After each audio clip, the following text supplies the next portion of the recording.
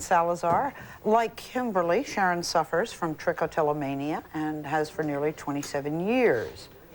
When did you first notice there was something wrong? Yeah, it was immediate. I was 12 years old and I was ready to take a test in school, and I began to play with my outside corner of my right eyelashes, and as I was kind of playing with them, one came out and it just pulled me right in, attention-wise, and I just kept on pulling till about 1/8 of an inch had come out. Wow. You've written a book on this disorder entitled You Are Not Alone, which is compulsive hair pulling. What prompted you to do that? The pain I experienced internally was even much more than the external pain, as you can imagine, the devastation of not having eyelashes and eyebrows. And the feeling that I was alone was crippling. And I did not know I wasn't alone until about 10 years ago. And actually, I'd heard on an Ann Landers, or read in an Ann Landers article that I was not alone, but I'd never met anybody since till 10 years ago. And so my heart was, I wanted to reach out to the many million and let them know they weren't alone, and that there was hope, and that they weren't their hair, eyelashes, or eyebrows, that their beauty, you know, their value was, they were valuable, despite if they didn't have outside hair and such. Are you wearing your real head of hair now? Yes, I do have head hair. I have pulled from the sides of my head before, but my eyebrows and eyelashes are my main areas. You know, you can't tell.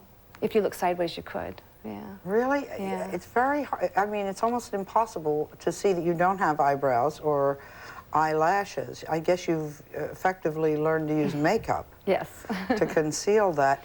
By the way, yesterday Cheryn gave us a sneak look of what she looks like without the makeup, and then what is the process of getting ready in the morning. Take a look. Back in 1972, when this began in my life, it was devastating. And to have anybody discover that I didn't have eyelashes and eyebrows, and certainly because I pulled them out, was my biggest fear. And I went to great lengths to hide this disorder. And so my makeup application was very, very important, and I would check constantly to make sure that my eye makeup was on correctly. For the most part, when I wake up, I'm pretty comfortable now without my makeup on, but I do like to get it on because I do feel rather blank and unattractive. So the first thing I'll do is I take my eyeliner and I go from the inside of the eye to the outside, and then I'll line the lower lid.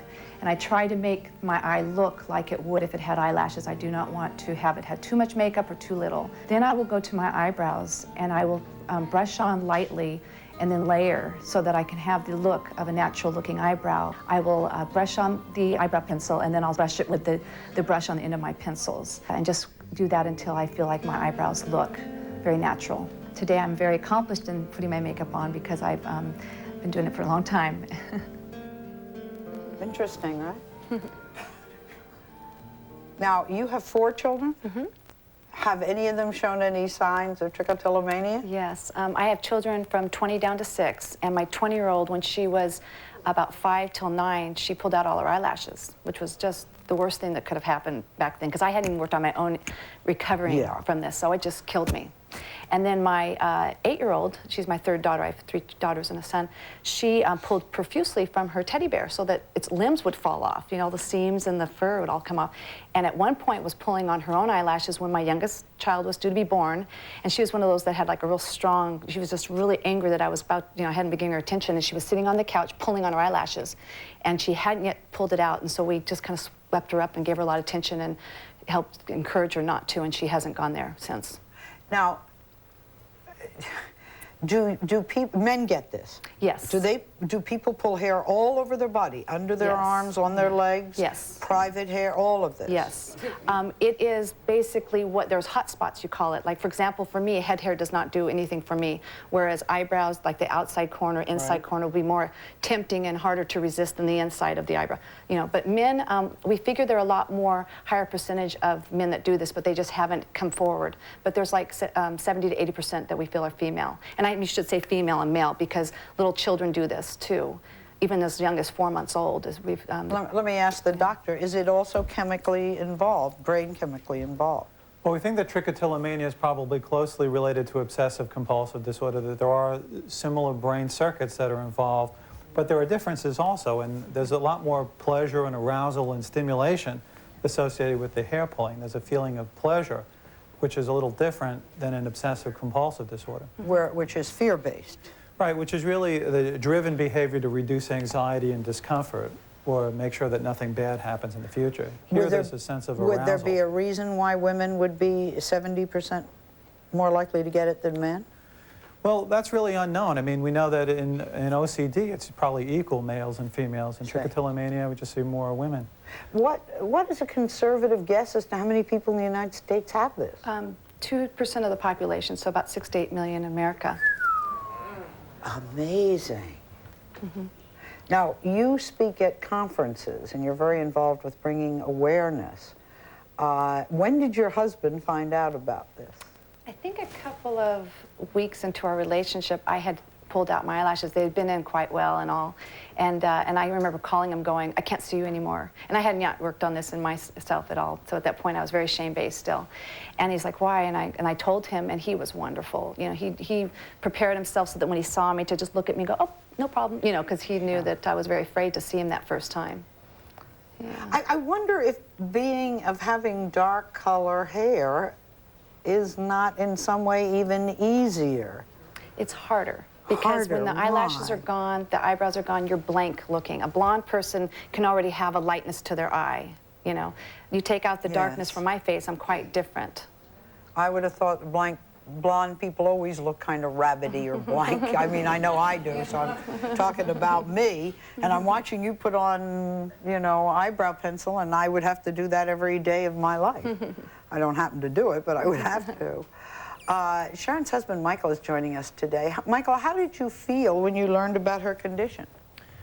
Well, I was fortunate enough to have experience with recovery in my life, so some aspects had taught me certain things as acceptance. You know, we all have idiosyncrasies.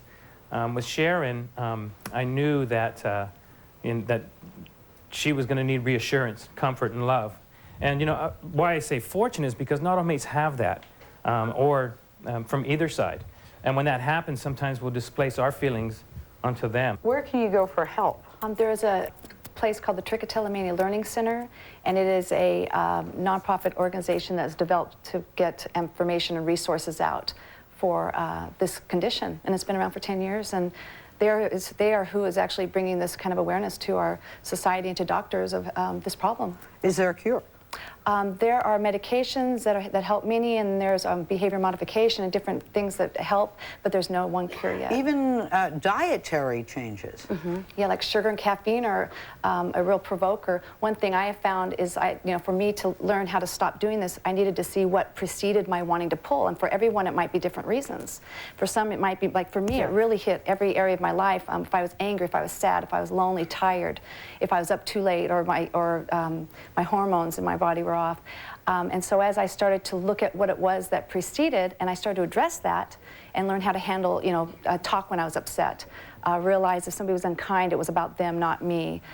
Started to become gentler and more loving to myself and understand who I was, then they need to pull as well as anything else, eating or anything that we all do to medicate, that became less and less, and then my need to pull became less and less.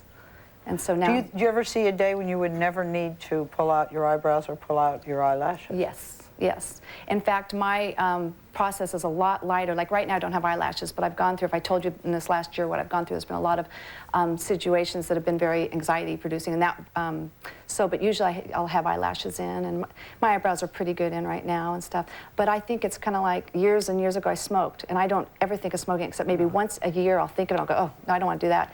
That's what I believe it'll be like with pulling. Great. Thank you for joining us, Cheryn. We'll be right back.